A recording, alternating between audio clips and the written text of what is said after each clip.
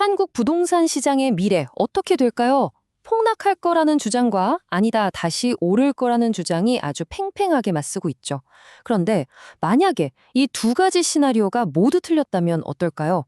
오늘 우리는 이 익숙한 흑백 논쟁에서 한 걸음 물러나서 시장의 진짜 움직임을 들여다볼 수 있는 새로운 관점을 한번 제시해 보겠습니다. 부동산 얘기가 나오면 우리는 늘 이 질문부터 시작합니다. 오를까? 내릴까? 마치 시장 전체가 하나의 거대한 생명체처럼 다 같이 오르거나 다 같이 내릴 거라고 생각하는 거죠. 하지만 바로 이 질문에 문제가 있습니다. 시장 전체가 한 방향으로만 움직일 거라고 전제하고 있기 때문이죠. 하지만 현실은 아시다시피 훨씬 더 복잡합니다. 그래서 오늘 우리는 이런 순서로 이야기를 풀어가 보려고 합니다.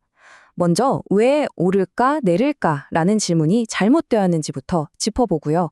그 다음엔 시장을 움직이는 보이지 않는 세 가지 가격의 정체를 밝혀볼 겁니다.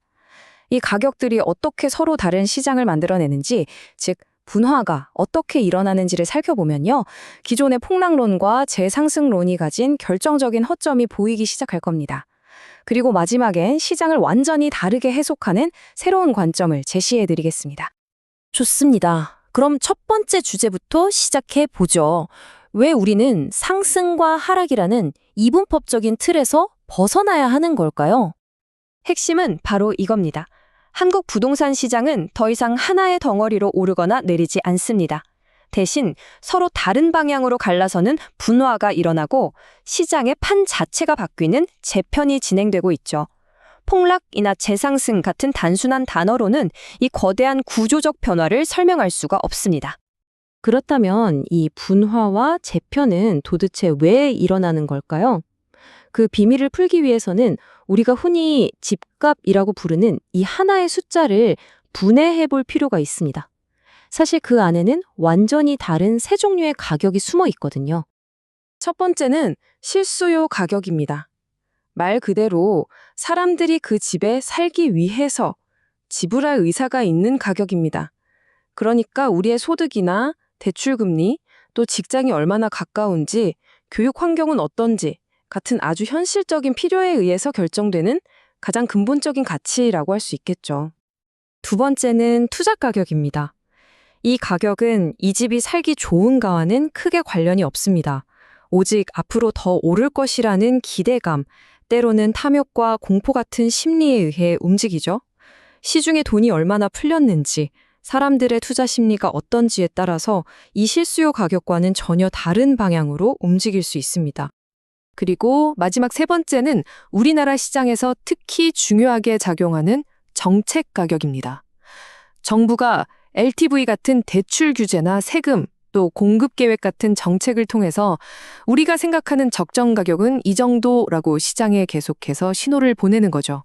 이 정책 가격이 바로 한국 부동산 시장의 보이지 않는 천장과 바닥 역할을 하게 됩니다. 자, 여기서부터가 정말 흥미로운 지점입니다. 이 세 가지의 가격이 모두 같은 방향으로 움직일 때는 시장이 아주 단순해 보입니다. 하지만 이 가격들이 서로 다른 방향으로 움직이면서 엇박자를 내기 시작할 때 바로 지금 우리가 목격하고 있는 이 복잡하고 혼란스러운 시장이 만들어지는 겁니다. 몇 가지 사례를 한번 볼까요? 첫 번째 경우처럼 금리가 올라서 실수요 가격은 떨어질 수밖에 없는데 여러 이유로 투자 가격은 오히려 올라간다고 해보죠. 어떤 결과가 나올까요? 바로 지금 시장처럼 소득이 뒷받침되는 수도권의 일부 아파트만 오르고 대부분의 지방 부동산은 하락하는 극심한 양극화가 나타납니다. 그럼 세 번째 경우를 한번 보죠. 실수요와 투자 심리가 모두 바닥을 치는데도 정부가 강력한 부양 정책으로 가격을 떠받친다면 어떻게 될까요? 거래는 뚝 끊겼지만 가격은 더 이상 떨어지지 않는 아주 기묘한 시장 바닥이 형성되는 겁니다. 그러니까 우리가 봐야 할 진짜 신호는 평균 집값이 오르냐 내리냐가 아니라는 겁니다.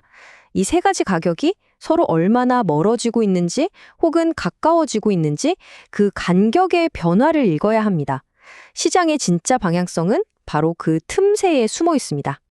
자, 이제 우리에겐 시장을 분석할 새로운 도구가 생겼습니다. 이 세 가지 가격이라는 렌즈로 시장을 들여다보면 왜 그동안의 폭락론과 재상승론이 현실을 제대로 설명하지 못했는지 아주 명확하게 보이기 시작합니다. 결국 두 주장 모두 이 세 가지 가격 중에 딱 하나만 보고 있기 때문입니다. 폭락론은 금리 인상 같은 실수요 가격 하락 요인에만 집중한 나머지 특정 지역에 쏠리는 투자 가격의 힘을 간과합니다. 반대로 재상승론은 공급 부족 같은 투자 가격 상승 요인만 이야기하다가 소득과 금리를 감당하지 못하는 지역의 실수요 가격이 무너지는 현실을 보지 못하는 거죠. 결국 이 모든 논의는 하나의 결론으로 이어집니다. 우리는 이제 부동산 시장의 미래를 완전히 다른 방식으로 접근해야 합니다. 더 이상 오를지 내릴지를 맞추는 게임이 아니라는 거죠. 이것이 오늘 분석의 핵심 결론입니다.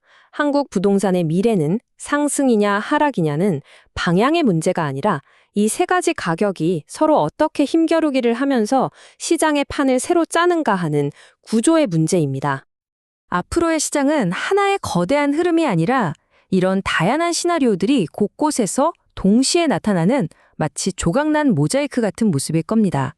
어떤 지역은 실수요가 무너지면서 긴 침체를 겪고 또 어떤 지역은 투자 수요가 몰리면서 국제적인 급등을 보일 겁니다. 또 다른 지역은 정책의 보호 아래 한동안 안정적인 흐름을 보이겠죠. 완전히 다른 미래가 동시에 펼쳐질 거란 뜻입니다. 이제 우리에게 필요한 질문은 이것입니다.